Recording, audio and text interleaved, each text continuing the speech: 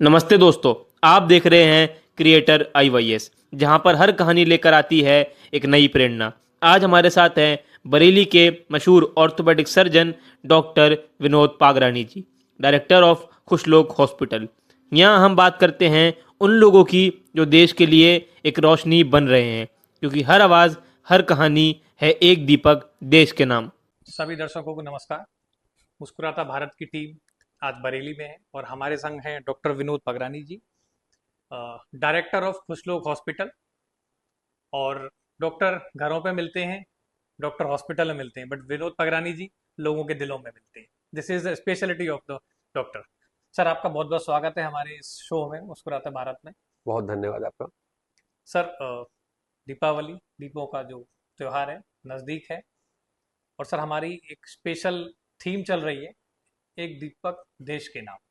तब मैं सर आपसे पूछना चाहूंगा, जब ये शब्द मैं आपसे कहता हूँ कि एक दीपक देश के नाम, किस तरह की वाइब्स आती हैं, कैसा फील करते हैं आप ये सुनकर? बहुत अच्छा आपने थीम का जो लैंग्वेज चुनी है, जी। एक दीपक देश के नाम। निश्चित ही भारत माता हमारे दिलों में रहनी चाहिए जी। और भारत माता की शान में कहीं कमी ना हो, और हमारी सबकी जिम्मेदारी है भारत माता की सेवा। क्योंकि अगर हमारा देश सुरक्षित है तो हम सुरक्षित हैं। हमारे देश की कहीं भी रेपुटेशन कम नहीं होनी चाहिए, और कहीं भी हम जाएं आएं इस देश में या बाहर, हमारे मन में, हमारे भाव में, हमारे बोलने में, हमारे कर्मों में भारत माता सर्वोपरि होनी चाहिए। सर, एक शब्द है दीपक। जब हम इसे बोलते हैं तो मैं आपसे पूछना चाहूंगा, आपके मन में क्या आता है? रोशनी, त्याग या उम्मीद? मैं समझता हूँ कि ये तीनों ही चीजें हमारे मन में आती हैं। जी। जब दीपक जलता है तो उसकी रोशनी से जी। जो एक भाव पैदा होता है, एक उम्मीद पैदा होती है। वो एक दीपक जागृति करने वाला दिखता है। वो जागृति मन की हो सकती है, वो जागृति आपके परिवार में हो सकती है, वो जागृति आपके विचार में हो सकती है। वो जागृति कहाँ तक पहुँचेगी आपके भाव को लेके, उसकी कोई सीमा नहीं है। अगर आप सच्चे मन से, सच्चे भाव से उसको मनन करें, उसमें आगे बढ़ें तो। सर, एक दीपक देश के नाम, ये एक वाक्य नहीं है, ये एक फीलिंग है। ऐसे ही एक ऑर्थोपेडिक सर्जन, ये सिर्फ एक प्रोफेशन नहीं है। कितनी जिम्मेदारी होती है समाज में एक ऑर्थोपेडिक सर्जन की? देखिए, ऑर्थोपेडिक सर्जरी की बात करें तो ये भगवान की कृपा होती है कि जी। आपको कहाँ पे जाना है और क्या सेवा देनी है। मैं तो बायोलॉजी का स्टूडेंट, इतना मन में भाव नहीं था। जी। इंजीनियरिंग का भाव ज़्यादा था, ओके। और मन में इंजीनियर बनने का भाव था। बचपन में घर में दाल मिल, तेल मिल वगैरह हुआ करता था, तो मैं मिल में काम किया करता था। ठीक है। तो वहाँ नट बोल्ट जोड़ने का एक शौक चढ़ा, जी। और इंजीनियर बनने का भाव रहा, और मैथ्स में और फिजिक्स में इंटरेस्ट भी ज़्यादा रहा। फिर माता जी के कहने पर उनके मन में डॉक्टर का था कि बेचा मेरा डॉक्टर बने, बच्चे डॉक्टर बने। तो उनके कहने पे मैंने ये फील्ड चुनी। ऐसा कहीं विचार नहीं था, और मुझे लगा कि मेडिकल क्षेत्र में मैं शायद फिट नहीं बैठता हूँ। जी। मुझे नट बोल्ट और इंजीनियरिंग वाली लाइन में ज़्यादा इंटरेस्ट। लगाव था। जी। तो मेरे सीनियर्स ने गाइड करा कि तुम मेडिकल क्षेत्र में भी इंजीनियरिंग कर सकते हो।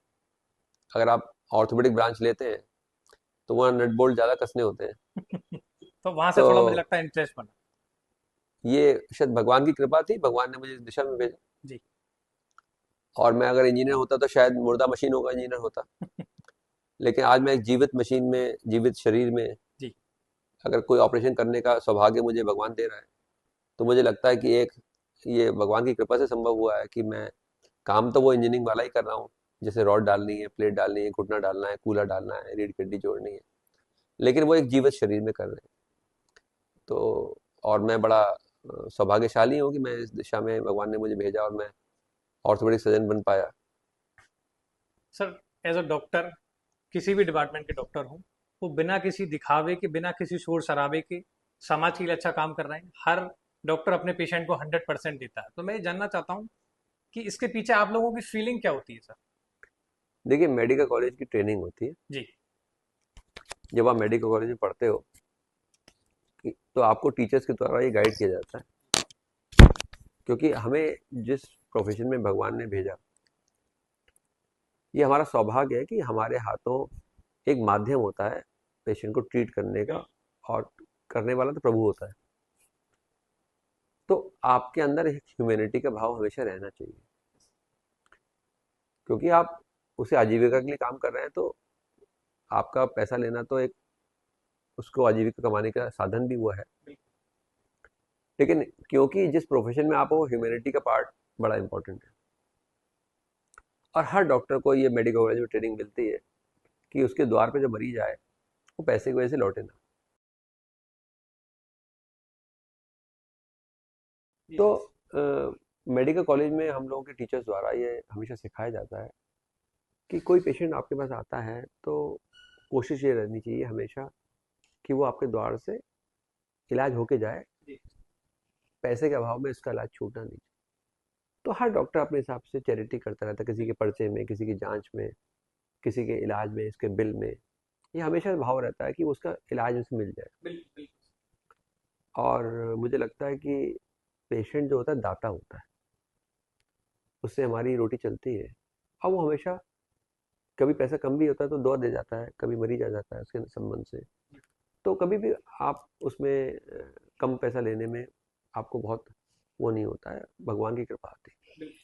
सर एक क्वेश्चन मेरे दिमाग में आ रहा है कि अभी आपने माँ का नाम लिया कि माँ ने सोचा कि आप एक डॉक्टर बने, आप एक डॉक्टर बने, राजनीति में आना कैसे होगा? देखिए, राजनीति में आना शायद अब तक हुआ नहीं, मैं कहूँगा। अभी तक मैं पूर्ण रूप से डॉक्टर ही हूँ। पर ये कहेंगे कि क्योंकि प्रैक्टिस को जब आपके 20-25 साल हो जाते हैं और आप जब पेशेंट का ट्रीटमेंट करते हो तो आप उनके परिवारों से जुड़ जाते हो। जब परिवार से जुड़ जाते हो, आप लगातार प्रैक्टिस कर रहे हैं, 100-150 मरीज उसके देख रहे हैं, खूब सारी सर्जरी कर रहे हैं, तो जब परिवारों से जुड़ जाते हैं तो एक भाव जुड़ जाता है, उनकी एक संबंध बन जाते हैं। तो उन्हीं लोगों ने, सर कहते हैं राजनीति एक सेवा का क्षेत्र होता है, उसमें एक डॉक्टर विनोद पगरानी डॉक्टर के रूप में अपने को कहाँ खड़ा पाते हैं? मैं कहूँगा कि अ, एक सेवा एक सतत प्रयास है, सतत भाव है। आप जब प्रैक्टिस करते हैं, एक प्रैक्टिस करना और हर किसी को निभाना भी सेवा का पार्ट है। एक इंस्टीट्यूशन खड़ा करना, वो भी एक फैसिलिटी क्रिएट करने के बराबर है उस जगह। माँ के सपने को अगर आज आप देखते हैं, उस 100 पेशेंट की ओपीडी से भी, खुशलोक हॉस्पिटल की मल्टी स्पेशलिटी हॉस्पिटल से भी, और राजनीति के क्षेत्र में जो आप सेवा कर रहे हैं बरेली के लोगों की, कहाँ पाते हैं उस सपने को? देखो, मुझे लगता है कि मुझे बहुत संतुष्टि है जो भगवान ने मुझे दिया है।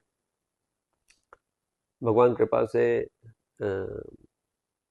मैं सौभाग्य है मेरा कि मैं अ, जो इलाज कर रहा हूँ या लोगों के समाज कार्यों में जुड़ा हुआ हूँ, तो ये शायद उसकी कृपा से संभव हो पाता है कि आप किसी के जीवन में इम्पोर्टेंट बदलाव कर पा रहे हैं, चाहे वो। मुस्कुराहट का किसी के भी जीवन में कितना महत्व होता है? देखिए, मुस्कुराहट से मुझे लगता है मरीज का आधा मर्ज तो दूर हो जाता है। एक बैलगाड़ी पे चलता हुआ आदमी, एक बहुत लग्जरी कार में चलता हुआ आदमी, एक किसान खेती करता हुआ, और एक हवाई जहाज में उड़ता हुआ आदमी, आप किसको ज्यादा खुशनसीब मानते हैं?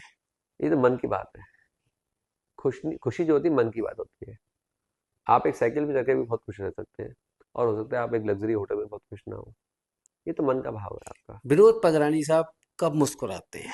किस काम को करने के बाद मुस्कुराते हैं? मैं तो हमेशा ही मुस्कुराता हूँ, मुझे लगता है। कोई ऐसा काम जो विनोद पगरानी साहब को बहुत ऐसा है कि पसंद हो? जब मुझे लगता है किसी मरीज के मन में एक इलाज के बाद, उसका कष्ट जानने के बाद जो एक उसकी खुशी दिखती है, वो आपको जो संतुष्टि देती है, या किसी गरीब के घर में अगर कोई बदलाव आया है इम्पोर्टेंट आपके माध्यम से, और उसकी जो खुशी दिखती है, उसका कोई कीमत नहीं है, अनमोल होती है। आपको लगता है सर कि बरेली के लोग आपसे बहुत उम्मीद कर रहे हैं, लेकिन आपके पास बहुत सारे अधिकार अभी नहीं है? मैं ऐसा कुछ कह नहीं सकता, लेकिन यह है कि जैसे जैसे भगवान की जो मेरे लिए तय किया होगा, उस सभी जिम्मेदारी में मैं अपने आप का प्रयास करूंगा कि मैं उसे निभा पाऊँ। कभी हो सकता है आप 1-2 साल में किसी संवैधानिक पद पे बैठे, सबसे पहले बरेली के लिए क्या करेंगे? क्योंकि हमारी टीम मुस्कुराता बरेली पे भी काम कर जी रही जी। मुझे लगता है कि जो भी ऐसी ज़रूरतें, ऐसी चीज़ें जो आम जन से जुड़ी हुई है, आम जन की सुविधाओं से जुड़ी हुई है, आम जन के जीवन में जिसको एक उसका लाइफस्टाइल जिसे हम बेटर कर पाए, उसका जीवन यापन बेटर कर पाए, ऐसी चीज़ों पर फोकस ज़्यादा करना चाहिए, जितना आपके अधिकार क्षेत्र में रहते हुए हो पा रहा हो। सर एक क्वेश्चन युवाओं की तरफ से जोक सपाट कि कैल्शियम ज़्यादा स्ट्रॉन्ग है या वाईफाई का पासवर्ड? देखिए, जीवन के तो कैल्शियम इम्पोर्टेंट है, और आजकल की जिंदगानी के लिए वाईफाई भी बहुत ज़रूरी है। सर एक और लूंगा। पेशेंट कह रहा है कि डॉक्टर साहब बोन्स स्ट्रॉन्ग करूं या इंस्टाग्राम पे फॉलोअर्स? देखिए, बोन्स स्ट्रांग रहेंगी तो हमारा जीवन चलेगा, और जी। जीवन चलेगा तो इंस्टाग्राम वगैरह जैसी चीज़ें चलती रहेंगी। अगर बोन्स स्ट्रांग नहीं होंगी तो जीवन ही संभव नहीं हो पाएगा। सोशल मीडिया पे लाइक ज़्यादा इंपॉर्टेंट है या स्पाइन की अलाइनमेंट? निश्चित ही क्योंकि मैं ऑर्थोपेडिक सर्जन हूँ, मैं कहूँगा कि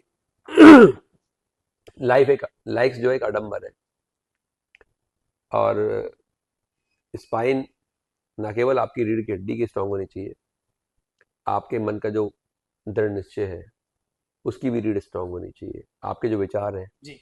उसकी भी रीढ़ स्ट्रांग होनी चाहिए। आप पॉजिटिव विचारों में रहें, उससे डगे ना, इसकी भी स्पाइन आपकी स्ट्रांग होनी चाहिए। सर हमारी मुस्कुराता भारत की टीम कैसा काम कर रही है, आप क्या कहना चाहेंगे हमारी टीम से? नहीं, मैंने जब जाना है इसके बारे में तो मुझे बड़ा अच्छा लगा। आप जो एक थीम लेके चल रहे हैं, एक जो उद्देश्य लेके चल रहे हैं, जी। वो एक राष्ट्र की एक तरह से सेवा में कर रहे हैं, उसमें राष्ट्रीयता का भाव दिख रहा है, बिल्कुल। और मुझे लगता है कि अ, आपकी पूरी टीम को बहुत शुभकामनाएं ऐसा कार्य करने के लिए। निश्चित ही ये देश के लिए पॉजिटिव छवि बनाने वाला है। सर आपने हमें समय दिया, बहुत बहुत धन्यवाद। हम आपके उज्जवल भविष्य की कामना करते हैं। Best of luck for the future. Thank you so much. बहुत धन्यवाद। Thank you.